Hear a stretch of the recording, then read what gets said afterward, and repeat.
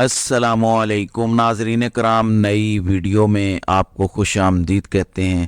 بڑی اہم ترین ڈیولپمنٹس ہیں۔ ایک جانب فیصلہ آ چکا ہے کہ عمران خان کا سائفر کیس میں ٹرائل جیل میں ہی ہوگا۔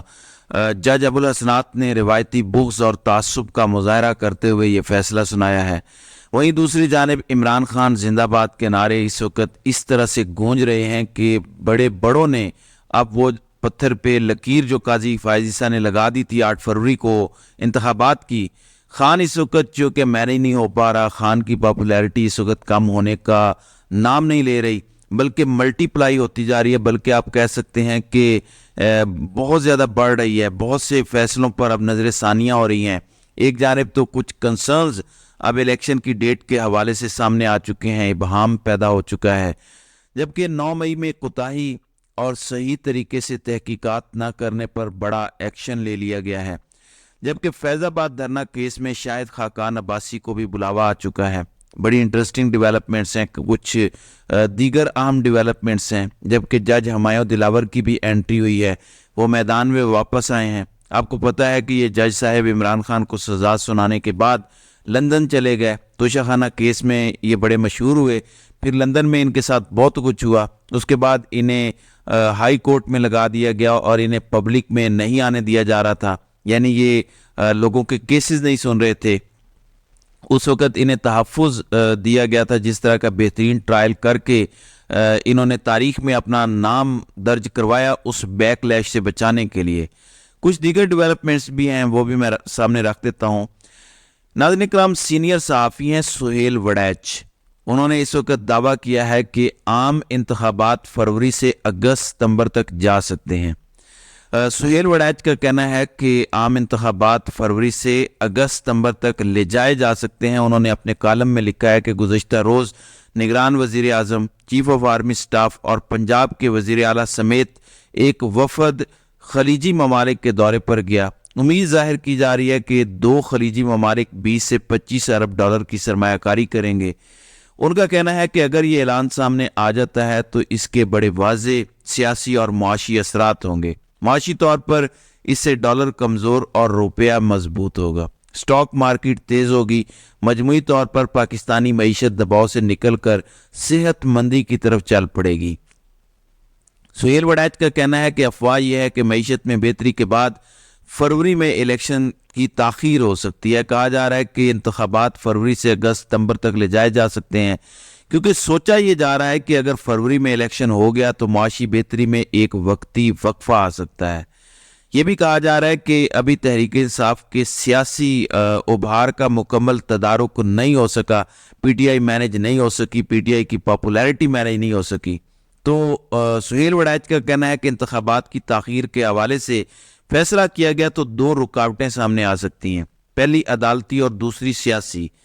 سننے میں آ رہا ہے کہ ابھی تک جو عدالتی رکاوٹ ہے اس سے ڈیل کرنے کی کوشش کی جا رہی ہے۔ میں نے آپ کے سامنے کل یہ خبر رکھ دی تھی کہ چیف جسٹس آف پاکستان قاضی فائز عیسیٰ کی عدالت کو مینج کرنے کی کوشش کی جا رہی ہے۔ سیاسی رکاوٹ کے حوالے سے کہا جا رہا ہے کہ پی ڈی ایم کی 2 بڑی جماعتیں اس تاخیر پر اعتراض نہیں کریں گی۔ اب یہ 2 بڑی جماعتیں پی ڈی ایم کی کون سی ہیں؟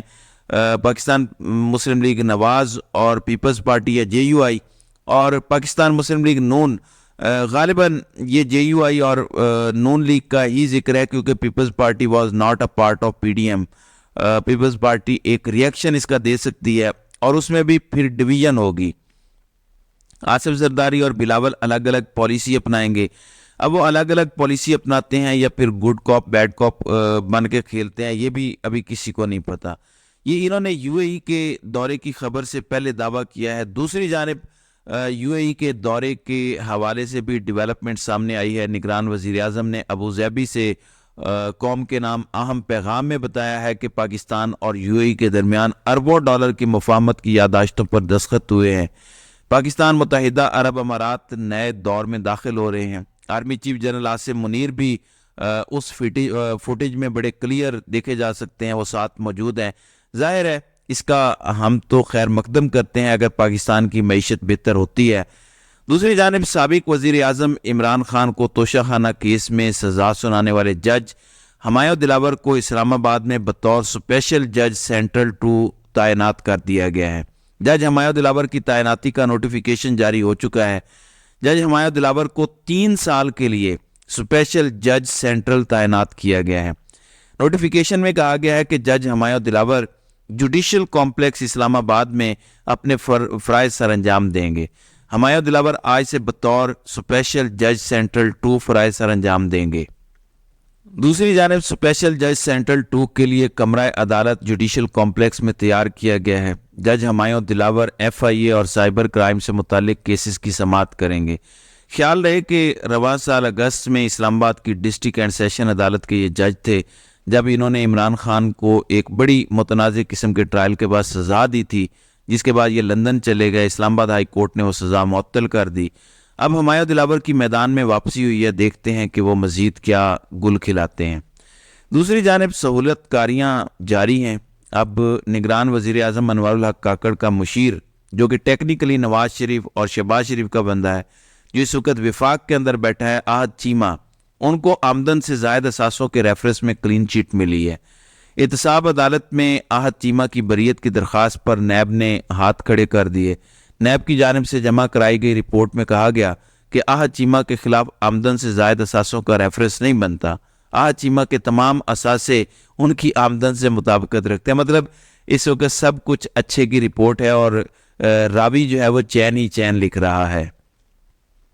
دوسری جانب آپ کو پتہ ہے فیض آباد دھرنا پر عمل درآمد کے لیے انکوائری کمیشن بنایا گیا، اس میں بھی ایک بڑی ڈیولپمنٹ سامنے آئی ہے۔ فیض آباد دھرنا انکوائری کمیشن نے سابق وزیر اعظم شاہد خاقان عباسی کو طلب کر لیا ہے۔ 29 نومبر کو انہیں طلب کیا گیا۔ ذرائع کا کہنا ہے کہ شاہد خاقان عباسی کو بیان ریکارڈ کرنے کے لیے کل یعنی 29 نومبر کو طلب کیا گیا ہے۔ 2017 میں راولپنڈی پولیس کے سربراہ اسرار عباسی نے اپنا بیان اس میں ریکارڈ کروایا ہے۔ فیض آباد دھرنے کے وقت شاہد خاقان عباسی وزیر اعظم تھے۔ وہ اگست 2017 سے 31 مئی 2018 تک وزیر اعظم رہے۔ یہ دھرنا کمیشن سابق IG اختر علی شاہ کی سربراہی میں قائم کیا گیا ہے۔ دیکھنا یہ ہے کہ یہ دھرنا کمیشن کیا معاملات کرتا ہے اور عمران خان، فیض حمید یا جنرل باجوہ کے لیے اس میں سے کیا نکلتا ہے۔ قاضی صاحب اس معاملے پر بہت سیریس ہیں، لیکن کیا وہ باقی معاملات پر بھی اتنے ہی سیریس ہیں؟ یہ آنے والا وقت بتائے گا کہ قاضی صاحب کس طرح کی لیگسی چھوڑ کر جاتے ہیں۔ دوسری جانب آفیشل سیکرٹ ایکٹ کی خصوصی عدالت نے سائفر کیس میں فیصلہ سناتے ہوئے کہا ہے کہ SP اڈیالہ جیل کی سیکیورٹی رپورٹ کی روشنی میں ٹرائل جو ہے وہ جیل میں ہوگا، جس کی اوپن سماعت کی جائے گی۔ در حقیقت یہ عمران خان کی پاپولیرٹی سے خوفزدہ ہیں۔ اب ایک بڑی دلچسپ چیز ہوئی ہے، ایک جانب تو سانحہ 9 مئی کے مقدمات کی تحقیقات میں تاخیر پر بڑا ایکشن لیا گیا۔ راولپنڈی کے SP پوٹھوہار وکاس خان کو عہدے سے ہٹایا گیا ہے۔ CPO راولپنڈی کو بھی ناقص کارکردگی پر نوٹس جاری کیا گیا ہے۔ 3 SHOs برطرف کیے گئے ہیں۔ RPO راولپنڈی نے سانحہ 9 مئی کے مقدمات میں غیر سنجیدگی پر پولیس افسران کے خلاف ایکشن لیا ہے۔ دس از اے ویری کلیئر میسج۔ وہیں دوسری جانب ATC عدالت لاہور کے حوالات کی ایک ویڈیو ہے کل کی، اور یہ کارکنان پچھلے 6 ماہ سے بند ہیں، مگر ان کے حوصلے پہاڑ ہیں۔ یہ آج بھی نعرے لگا رہے ہیں کہ عمران خان تیرے جان نثار بے شمار بے شمار۔ یہ ایڈوکیٹ رائے محمد علی ہیں جنہوں نے یہ ویڈیو شیئر کی۔ پاکستان تحریک انصاف نے بھی آفیشیل نے بھی اس ویڈیو کو پبلک کیا ہے۔ یہ ویڈیو ذرا دیکھیں۔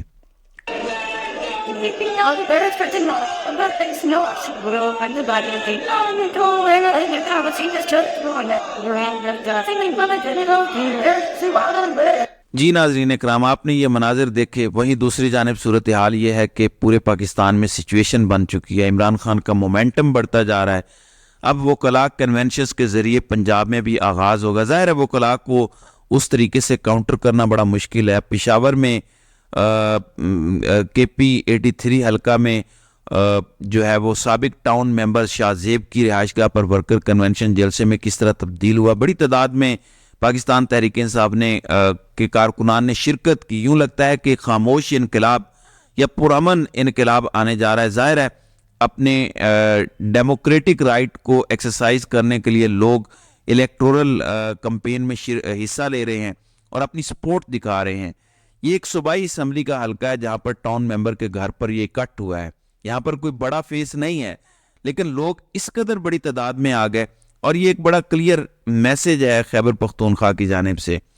اور جتنا اس وقت نظام ریئیکٹ کرے گا، یوں لگتا ہے کہ ریئیکشن کے طور پر لوگ مزید پی ٹی آئی اور عمران خان کے ساتھ جڑتے جا رہے ہیں. ظاہر ہے سہیل وڑیچ نے بھی کہا کہ عمران خان کی پاپولیرٹی کا کوئی تدارک نہیں کیا جا رہا، کوئی اسے مینیج نہیں کر پا رہا. اب پچھلے ہفتے کے جتنے کنونشنز تھے وہ سب جلسے کے مناظر پیش کر رہے ہیں، تو یہ اتنی پاپولیرٹی ہے اور یہ چیزیں بیک فائر کریں گی. اب یہ چیزیں یہاں پر اگر سمجھ لی جاتی ہیں تو ملک کا فائدہ ہے، نظام کا فائدہ ہے. اگر نہیں سمجھی جاتی تو پھر ریئیکشن کے طور پر لوگ مزید عمران خان کے ساتھ جڑتے گئے. تو بے شک اگلے ستمبر میں الیکشن کروا لیں، اس کا مزید فیصلہ سازوں کو نقصان ہوگا. مطلب کتنا آپ آگے لے جائیں گے. تو یہ چیزیں سمجھنی ہوں گی نظام کو، ورنہ اس کا کوئی فائدہ نہیں ہے. تو ناظرین اکرام، آپ کی اس ویڈیو کے حوالے سے کیا رائے ہے؟ آپ اپنی رائے کا اظہار کامنٹ سیکشن میں ضرور کیجیے گا.